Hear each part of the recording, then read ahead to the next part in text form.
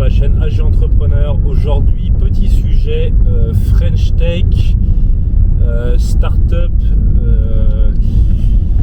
Est-ce normal de subventionner des branlos subventionnés? J'explique mon propos. Aujourd'hui, on a une société, on met énormément en valeur tout ce qui est du domaine de la RSE, écolo. C'est-à-dire aujourd'hui, ça fait bien d'arriver, d'être écrit bio, d'être labellisé par exemple French Tech, pour aller gratter notamment des subventions. Alors, les labels.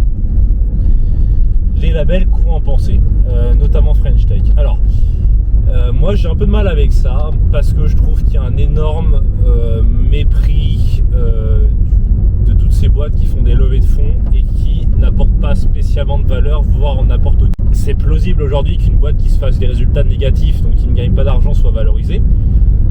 Donc pourquoi pas, aujourd'hui c'est possible, notamment avec les startups. Moi j'ai du mal à concevoir. Pour moi c'est comme par exemple vous prenez un électricien ou un plombier. Le mec s'il valorise sa boîte, je sais pas, 200 000, c'est que il doit y avoir un chiffre d'affaires en face et surtout il doit y avoir un excédent brut. C'est que sa boîte doit rapporter de l'oseille. Ce qui est du... Donc des gens dont le but est d'avoir de la love money, ils sont soit de la love money, donc l'argent par des proches, soit d'avoir des levées de fonds et des levées de fonds, je pense même à Kickstarter ou des équivalents, mais quoi Kickstarter est vraiment factuel, ça vraiment quelque chose. Mais je pense plus à des subventions merdiques étatiques et des gens qui deviennent des spécialistes de ça, c'est-à-dire de faire la razzia aux subventions et du coup qui ne vivent que de ça et qui du coup n'auraient jamais fait leur projet. Il y a certaines personnes que je ne vais pas épargner, mais donc on a des branlos subventionnés, donc à grand coup de RSE ou d'ARE, qui jouent les entrepreneurs sur LinkedIn avec des hashtags RSE, hashtag entrepreneur, hashtag mes couilles sur la commode, ne font pas rentrer 1 euro de CA, mais par contre se permettent de donner des leçons. Et moi aujourd'hui dans une économie qui est subventionnée, pour moi une économie qui est subventionnée est une économie faussée.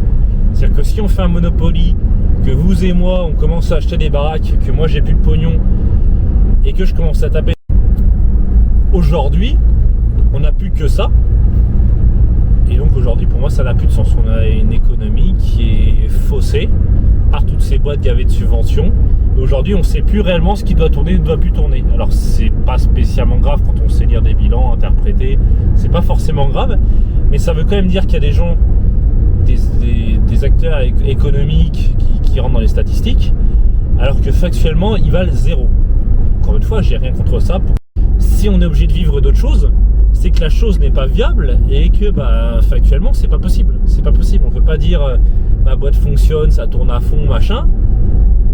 Si on vit d'aide, si on vit de subventions, aujourd'hui c'est plus possible. Et aujourd'hui on a une énorme partie des gens, des boîtes qui sont subventionnées, qui ont soit que des clients étatiques, des collectivités, des mairies, et qui, s'ils